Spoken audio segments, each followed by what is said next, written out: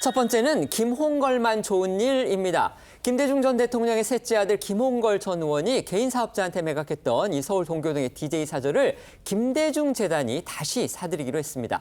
그런데 이 최소 100억 원이라는 재매입 대금을 국민 성금으로 마련하겠다 이렇게 나서서 아니 그렇다면 이미 사저를 팔아서 100억 원 가져간 김홍걸 씨만 좋은 일 시켜주는 거 아니냐 이런 비판의 목소리가 나오고 있습니다. 네, 먼저 이 김 전 대통령의 둘째 아들이죠. 김홍업 전 의원이 주도하고 있는 김대중 재단이 어제 오후 이 김홍걸 전 의원으로부터 사저를 매입한 현 소유주와 만나서 매매 협약을 체결했습니다.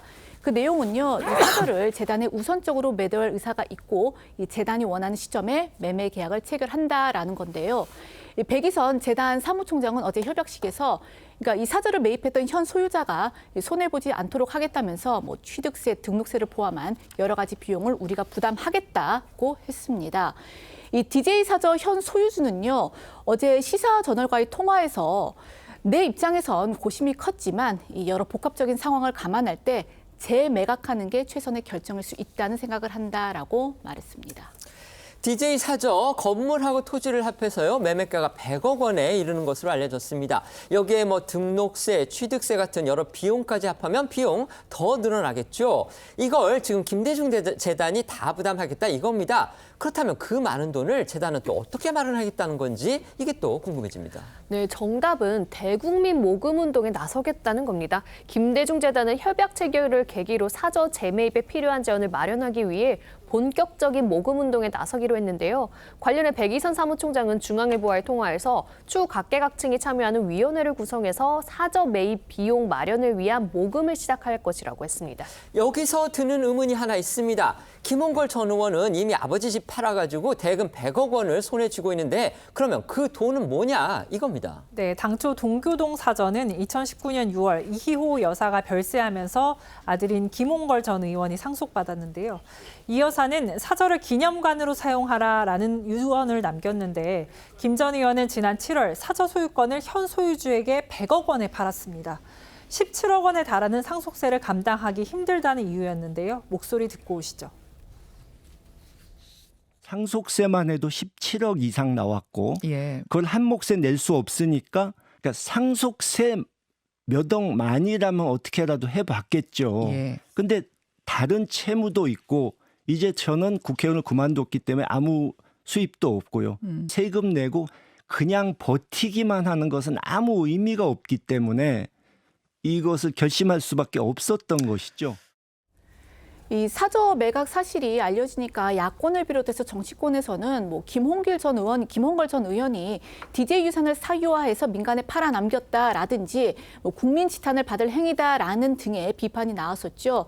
이후 이 김대중 재단과 이 동교동계 인사들 뒤늦게 이 재매입 추진 작업에 착수를 한 건데 하지만 이 100억 원에 달하는 매입 비용 마련이 녹록지 않으니까 이 재원 마련을 위한 모금 운동을 벌이겠다는 겁니다. 다시 말씀드리지만 김홍걸 전 의원은요 저 집을 팔아서 이미 100억 원을 얻었습니다. 그가 넘긴 집을 국민 성금으로 김대중 재단이 매입을 한다? 만약 그렇다면 김 전 의원이 그중에 일부 비용을 부담하지 않을 경우에 결과적으로 국민 성금으로 김홍걸 전 의원한테 100억 원의 이득을 안겨주는 그런 셈이 되는 겁니다. 이게 과연 옳은 일이냐 이런 의문 생길 수밖에 없습니다. 네, 때문에 여권 등에서는 벌써부터 비판이 나오고 있죠. 이 국민의힘 김종혁 최고위원은요. 모금을 통해서 동교동 사저를 매입하는 건 시민들이 결국 김홍걸 전 의원에게 100억 원을 주는 것과 큰 차이가 없지 않느냐라고 비판을 한 겁니다. 들어보시겠습니다. 이익은 사유하고 손실은 사회화한다는 말이 있습니다. 모금을 통해 동교동 사저를 사들이겠다는 건 결국 시민들이 돈을 모아 김홍걸 전 의원에게 주는 것과 큰 차이가 없지 않습니까? 그러니까 상식적으로 봐도 그렇고요. 또 이런 비판을 불식시키기 위해서도 그렇고 김홍걸 전 의원이 이 매각 대금을 전부 또는 일부라도 내놓는 게 우선 아니냐 이런 생각이 들 수밖에 없습니다. 자, 그렇다면 김홍길 전 의원의 입장 나온 게 있습니까?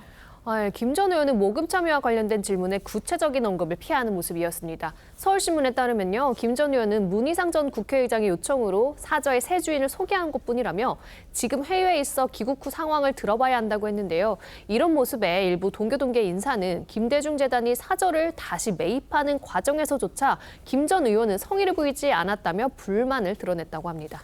이 같은 논란에도 불구하고요, 벌써부터 기부를 하겠다. 이렇게 나선 이들이 있습니다. 네, 연예계의 대표적인 기부천사로 알려진 배우 이영애 씨가 동참 의사를 밝혔습니다. 김대중 재단에 따르면 이영애 씨는 5천만 원을 기부하겠다는 뜻을 밝힌 것으로 알려졌고요.